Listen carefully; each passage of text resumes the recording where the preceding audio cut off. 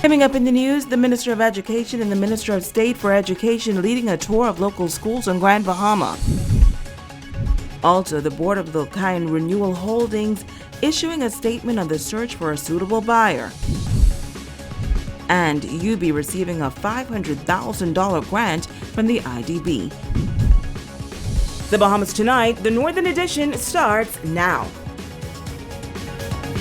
This is the Bahamas Tonight, Northern Edition. Good evening, Bahamas. I'm Shoshana Wolf-Arkeson. As always, it is so great to have you with us. Topping news, the Minister of Education and the Minister of State for Education leading a tour of local schools on Grand Bahama today. Minister Glenys Hannah Martin kicking off the tour at the Hugh Campbell Primary School. She says she is pleased with what she saw, but a major concern is tracking students in the system. Ramiko Knowles reports.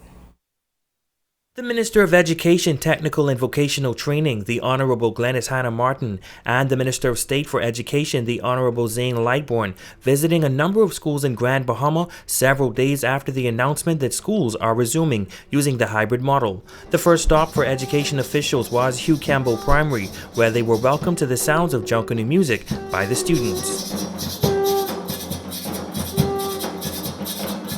Officials also spoke with administrators and teachers of the school and toured several of the classrooms, including the little ones in kindergarten. From there, it was on to the 8 Mile Rock High School, where they met some of the students in the 9th grade. Principals and administrators from the Western District also met with education ministers at the 8 Mile Rock High School to express their concerns. The Honorable Glenys Hannah Martin says it is a very challenging time for those in the teaching profession and the students. However, she notes that discussions are underway and they are aiming to resume full face-to-face learning in the shortest possible time. Grand Bahama has shown a high level of resiliency, strong focus, absolute determination, and you see it in the schools.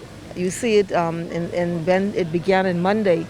Something like 95% of the teachers returned and the students were in class. So I think that I'm trusting, I'm not an expert, I'm trusting we are seeing hopefully the waning days. The education minister says that this is as good as it's ever been, and they must capitalize on the moment to get the kids back in school.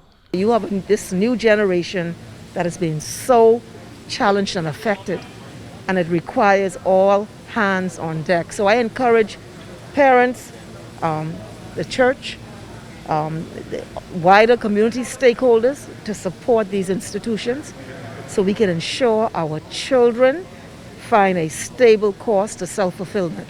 The Minister of State for Education, the Honorable Zane Lightbourne, on his first official visit to Grand Bahama since his appointment. He says he is encouraged by the response from the children. Children are in the classroom saying that they're excited about being there. You can see that some of them are trying to get reoriented in the position in the classroom amongst their peers, but for the most part of it, they are very excited. We had a glowing story of a teacher who had all of our students show up virtually, turn in all of their assignments, and haven't missed a beat during the virtual time. And that is the shining light, classes like that we want to really display. Having spent some 15 years in Grand Bahama as an educator, Lightbourne says he has seen the decline in several sectors. Decline in not only the infrastructure and the population, but the spirit of the people. So we're here to make sure that we fulfill their hope, our promise of hope, our promise of actually paying the necessary attention, of acknowledging the resilience of the people and responding to that by really giving them the necessary support that they require and they deserve. And I'm so excited to see that they're leading the way in education back face to face, because this is one island that says they're ready to go. Now the morning portion of the tour ended at the Holmes Rock Primary School in 8 Mile Rock. Ramiko Knowles, ZNS Network News. Thanks, Miko. Well, it was a red letter day for the University of the Bahamas North and the island of Grand Bahama. UB received a $500,000 grant from the Inter-American Development Bank for the creation of a center of entrepreneurship and innovation, which officials believe will help to propel the island to the next level. A ceremony to announce this new partnership taking place at the Grand Lucayan Resort. Sabrina Brown reports. The $500,000 technical cooperation agreement between the University of the Bahamas and the Inter-American Development Bank is intended to spark innovation and entrepreneurship in Grand Bahama. Participants will be empowered to confidently start businesses or expand existing ones by harnessing digital technology. President of UB North, Dr. Ian Strawn, says this initiative is expected to address the issues of skills gap and lack of diversity in the local economy. The University of Bahamas North today places the first building block for a new future. After the creation of the Center for Entrepreneurship and Innovation precipitated by this grant, there will come the establishment of UB North's Business Incubator. And after the incubator will come the creation.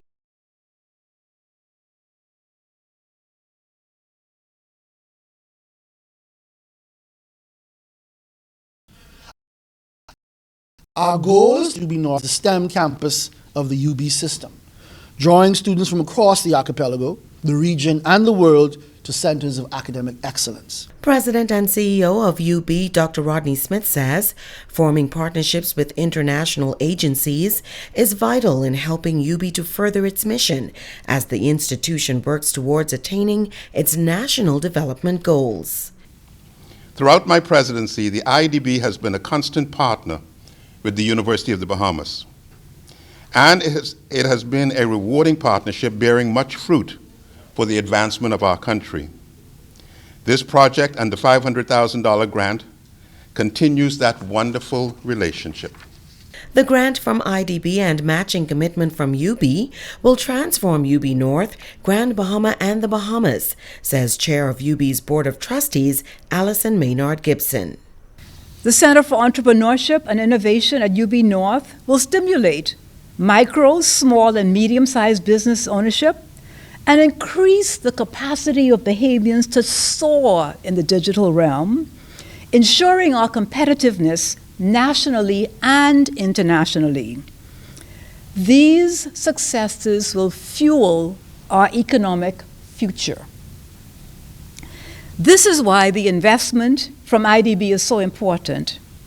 I congratulate you, Dr. Strawn, and your team, who have already demonstrated resilience, and that you are prepared to innovate or disrupt to showcase the indomitable Bahamian spirit. Senator Kirkland Russell says this new agreement is welcome news for Grand Bahama, adding that it signifies more than just a special milestone in the history of UB North. He says it provides a sense of help and hope. This agreement aligns with the government blueprint to revolutionize education and training in the country. And this partnership between UB and the IDB brings the administration one step closer to achieving its goal. For Grand Bahama, this signifies further demonstration of the commitment of the government to transform challenges into innovation. IDB's country representative Daniela Carrera spoke via Zoom as she could not make it to Grand Bahama in time for the event. UB officials believe this new agreement further solidifies the university's commitment to the economic revitalization of Grand Bahama through the empowerment of current and future entrepreneurs. Sabrina Brown, ZNS Network News. The Board of Lucayan Renewal Holdings Limited issuing a statement on the search for a suitable buyer for the Grand Lucayan property. According to the release, they expect that there will be Bahamian and international interests participating in the call for offers for the purchase of the Grand Lucayan Resort. The resort is listed with Colliers Enterprises to facilitate a sale and to ensure the widest global net is cast to attract prospective qualified buyers. Now, Colliers International, based in Canada, has partnered with the Sterling Bahamas Realty and had been engaged by the previous board, established the process, and is already intimately familiar with the details of the sale. Therefore, it was decided to retain Colliers to expedite a new sale agreement and bring a resolution to this urgent issue so that taxpayers would not be further burdened by a delayed process. Bahamians and international buyers are being encouraged to field offers over the 30-day open period. Local brokers and agents are encouraged to bring their clients to the table to participate in the sales process and ultimately share in any commission from a successful sale, as has been customary in the past. Now, according to the statement, the board is looking forward to a swift completion of the sale that will see the best buyer with a vision and funding for the resort and a shared vision for Grand Bahama.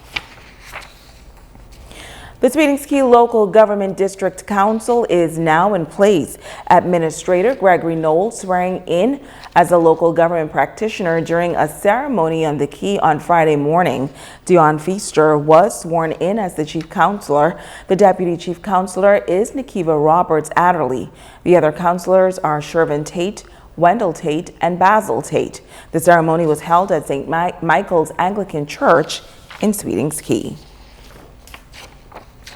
Also from local government tonight, Marco City Councilor Omis Lightborn says that community can expect to see local government at work during the term ahead. She believes the system should be people-centered, and she's more than happy to serve. Sabrina Brown reports.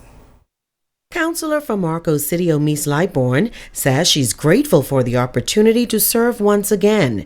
She says she has a passion for improving her community, and she's adamant that her record speaks for itself. The people of Marcos City know my strength. They know I am a go-getter. I will get the job done. So at this time, I wish to thank every individual who came out, voted, and every individual who supported me. She says there's much work to be done, and she outlines some of the plans on the agenda. Some of the initiatives are training, like I said, that's a must because that is so needed. A feeding program, that is a must. We need to look at education again. That is a must because at this time, the kids are back in school and we need to get out there and support them in a safety hub. And of course, we're looking at hopefully getting a hurricane shelter. There are three of the many things that we're going to be looking at. There's also a need for a home repair program. Still, there's a lot of homes that need to be completed. Some haven't started yet under the program. So moving forward, that will be number one. We are talking about repairs from Dorian, even so far back as Francis and Jane and Matthew, but Dorian per se.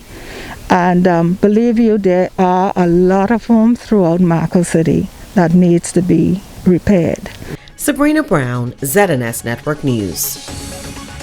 Stay with us. We'll be back in just a moment.